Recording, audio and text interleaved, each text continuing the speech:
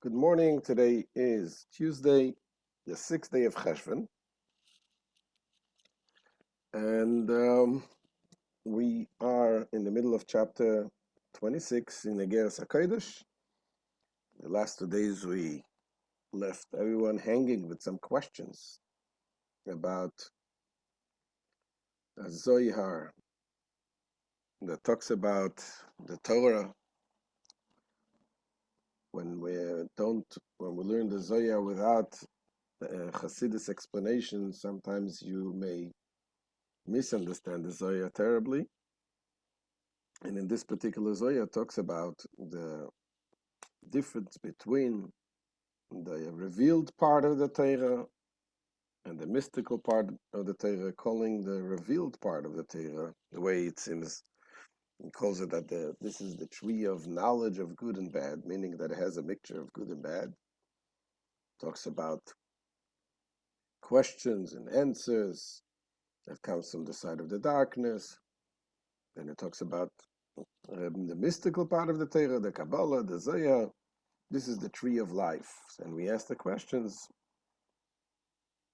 The main question was about how could you say such a thing? When in fact, we do know when we see many times that the Torah in general, as a whole, is the tree of life. Eitz Chaim hi l'machazikim bo. And yet we covered a few other questions, the difference between the studying the Torah now and the time of Mashiach. So today we're getting to some of the answers. And the Alter Rebbe is telling us that there is a difference in one word. One word will give you the answer. And that when he says, when you read carefully into the Zohar, he doesn't say that the teachings of the revealed part of the Torah, the teachings of the permissible and forbidden, is from the tree of good and bad. He says the forbidden and permissible is from the tree of good and bad, not the teachings of it. And that makes the whole different. Meaning, what he means to say is that the teachings of the Torah itself is pure and good and holy, as he will explain. But what the Torah is talking about, what the Torah is dealing with this mundane world, this low world, the Torah is dealing with the part, the object that is dealing with is the mixture of the good and the bad, as we'll begin to explain in today's lesson. So let's look inside.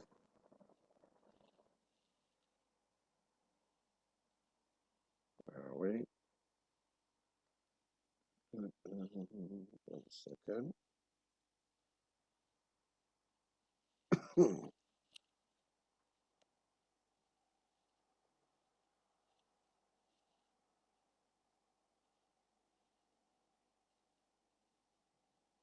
There we are.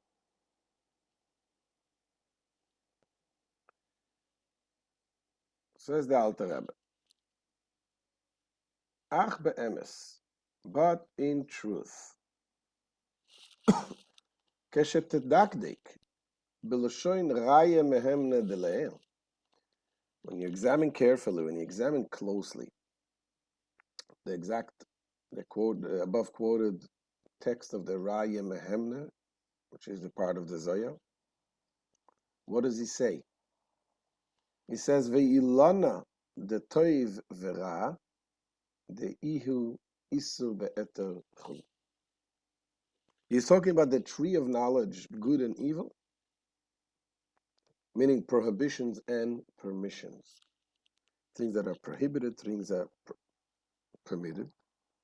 Ve'loi omar toiras isu ve'eter oi hilchis isu ve'eter. He did not say, the Zohar doesn't say the teachings of the prohibitions and permissions, or the laws of the prohibitions and permissions. Because if it would say that, that would suggest that the teachings and the laws of prohibitions and permissions, God forbid, is the tree of knowledge and of good and evil, which is not the case, absolutely not the case. The teachings, the Torah of that discusses everything that's pure godliness, as we'll see. So what is he saying? What does the Zohar mean? It says, "Elohoitze loima de guf davar osur v'davar hamuter hu meilana de toiv v'ra." Rather, it says it means to say that the actual thing which is prohibited, or the thing which is permitted, that is of the tree of good and evil. What does it mean that it's from the tree of good and evil? It says, "Shu klipas noiga kemeshikaso beitz chaim." This is called the klipas noiga, as it says in Eitz Chaim. So this we discussed in the past, in earlier chapters, earlier parts of the Tanya. The Alter Rebbe talks about. We have the three impure evil shells, the impure forces, the forces of impurity, and that is something that cannot be elevated, cannot be refined, like non-kosher food, non-kosher animals. There are certain things that the only way we deal with is by pushing it away. And then you have what's called the klipas noiga. It's the neutral things that are kosher, but they are physical, they're material, they're coarse. And those things are a mixture of good and bad. And when a person uses them in a proper way, you take the food and you eat with in a proper intention, not because you're lost into the desires of the material, the physical desires of eating this piece of food, but you're doing it with a proper intention, that you want to use the energy of this food to do the proper things, to study Torah, to do mitzvahs, to help some people, to do positive things. Then what it does, it refines, it elevates that energy that is in the mixture of the good and bad from the tree of knowledge, what it calls it, which is called also the klipas noiga. But this is what the Zohar is talking about. So continues, the Alter Rebbe says, "V'zeu loshen asur she'aklipa shoyre olav ve'eino yochel alas l'mayim l'kadavar hamuter." This, in fact, is the root of asur. When we say something is forbidden, we say asur. The word asur means forbidden, but the word also means tied. That it's tied, which means that the klipa hovers over the forbidden things so that it cannot rise aloft to holiness like that which is mutar. Mutar means permissible, permitted. But mutar also means untied. Like we say in the bracha every morning, we say matir asurim, the one who unties those who were tied. What does it mean untied? The hainu she'enoi kosher ve'asa beklipe, which means that mutar, that is permitted, it means that it's not tied and bound to the klipa, to the evil side, and therefore ve'yuchal lalois alidei ha'adam ha'oichle bekavana la'Hashem. It is therefore it is able to ascend to Hashem by means of a person eating it with his mind on God. When you eat it with proper intentions, you elevate it. The gamba stab. The same applies when there is no specific intent. If you just eat without any intent, what happens then? So he says, if after you eat, even if you did not have any specific intent, but then later on you go and you use the energy you gained to a proper way to study Torah, to pray, and so on, then that energy is being elevated. It says, "Kol adam ha'oved Hashem b'koyach achila iloi mispalel Hashem." With any person who serves God, who studies Torah and prays to God with the energy that is derived from this eating. V'nimtza shenasa oisius haTorah v'atfila ha'oile l'Hashem mikoyach anivra me'amachla. So that the letters of Torah and prayers which are sent to God are formed out of the energy distilled from that food. So you have the energy coming from that food, and that turns into holiness. Now this, says the Alter Rebbe, this is true on a regular weekday. A regular weekday, the only way to elevate and to purify the energy that is in the mundane things, the food, is by having it, using it in a proper way to serve Hashem, to pray and study and so on. This is during the weekday. It says, but Shabbos, on Shabbos, the eating itself is a mitzvah. During the weekdays, the eating itself is not necessarily mitzvah. The enjoying of the food is not, there's no mitzvah of enjoying the food. On the contrary, you're supposed to eat it not for enjoyment, but just to have it and use it to the proper way. But on Shabbos, there's a mitzvah to enjoy the food, to gain enjoyment from the food itself for Shabbos, for the honor of Shabbos. But Shabbos, it says,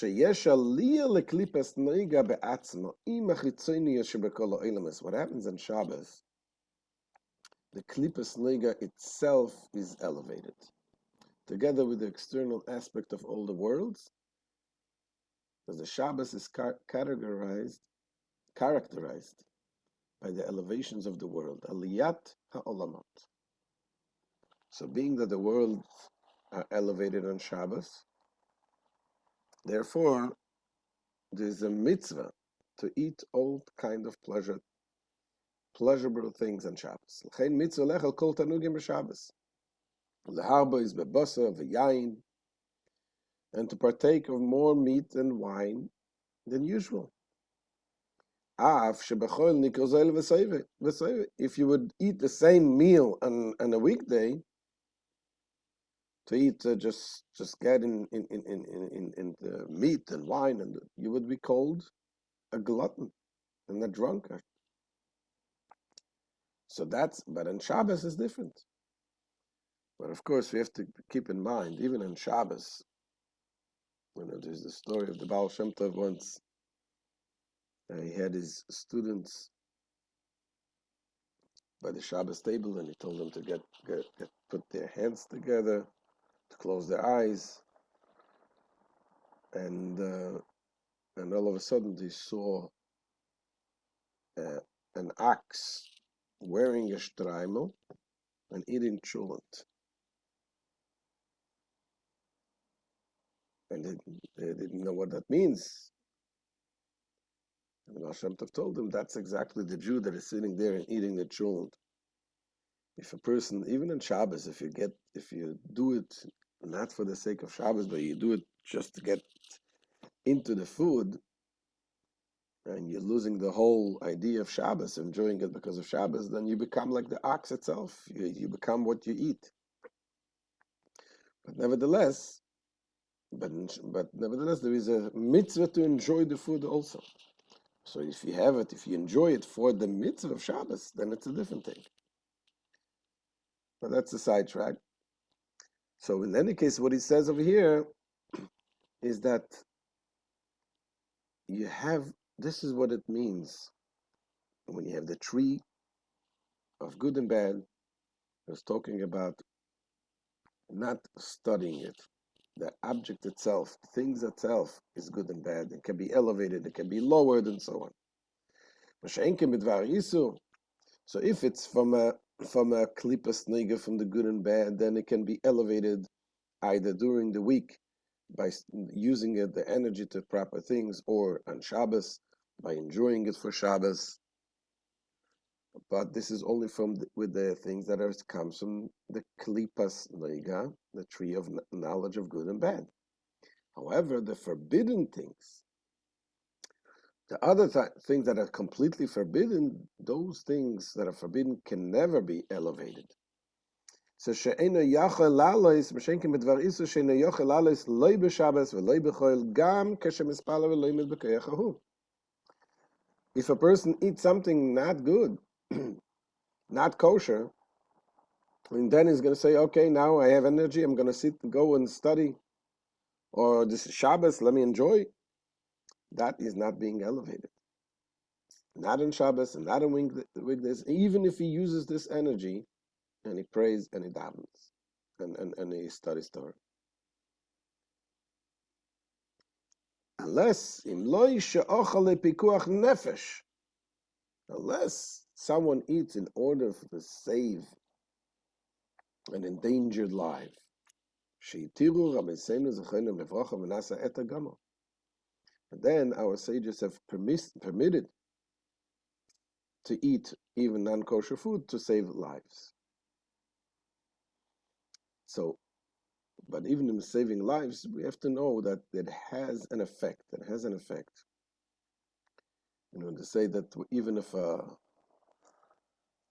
they say if a pregnant woman has all of a sudden an urge to eat something, for example, to eat on Yom Kippur, and you have to whisper in their ear to say, "Oh, today's Yom Kippur," and if she calms down, that's okay. But if not, you have to give her something to eat. And the same thing as a person is really gets sick to the point that he needs to have something, otherwise his life is in danger. You have to give him to eat.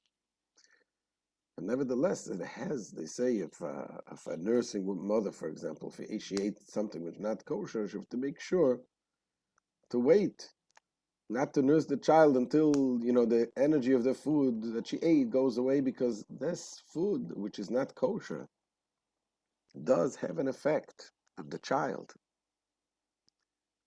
They say even the mother of Elisha ben Avuya, Acher, that the Talmud brings the story that he was a sage that went against the Torah, and say his mother also once ate from something which was not kosher, because her life was in danger, but still had an effect many years later on her child. So this is how careful we need to be when we're talking about eating the food that should be kosher. So now goes the Alter Rebbe back to the Zohar. But when we're talking, what we're saying, that what is considered the tree of good and evil, that is not the studying of the good and the evil, not the studying of the permissible and the prohibitions. We're talking about the objects themselves. But the study of Torah,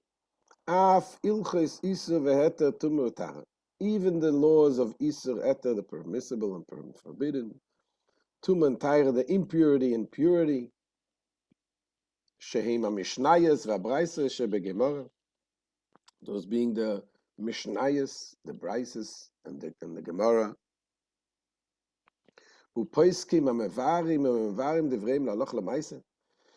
And the other books of the laws, the codifiers, who explain and clarify their words for particular applications, for practical applications.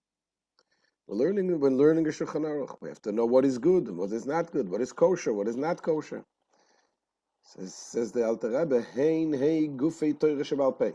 These constitute the body of the oral law. And what is the oral law? Sheheim Sfiras Malchus de Atzilus. The oral law is the sphere of Malchus, of the world of Atzilus. As we learned in the past, Atzilus is the highest of the spiritual worlds, of the four worlds that we in general familiar with. Malchus is the lowest level of Atzilus, and that is where the Torah Shebal Peh is rooted. Igeret Hakodesh in Mispah. It's stated in innumerable places in the sacred Zohar.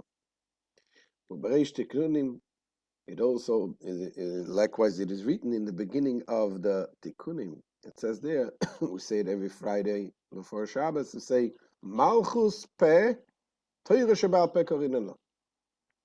The Malchus is the mouth, which we called the oral Torah. Now, Ubeatzilus, Iu Vegamoi Chad Behoin. In Atzilus, in the world of Atzilus, the spiritual world, it says him and his garments are one in them, meaning in Hashem. So no matter how low this level of the teachings goes down and deals with the lowest level, but still it is part of Atzilus, and where Hashem and the vessels and the light are all one. So when we study the Torah, when we study the revealed part of the Torah, which deals with all of these prohibitions and impurities and what is not, what is kosher, what is not, this is all part of the light of Hashem, connecting the energy, endless light of Hashem. The Ainu, which means she'oir ein sof baruch hu misyached ba'atzilus betachlis hayichud. The infinite Ein Sof light unites itself in Atzilus with a complete and absolute unity. Shehu ratzainoi v'chachmasoi amelubashim b'diburoi shenikra malchus akel echad. And which means that him and his will and his wisdom vested in the speech, which is called malchus, are entirely one. So when you study Torah, even when you study the Torah, which is the revealed part of the Torah, you are as one with Hashem as when you study the Kabbalah. So this is the beginning of the answers, and we shall continue Bezrat Hashem tomorrow. This is the end of today's shir. Thank you so much for joining. Any questions? We can take now questions.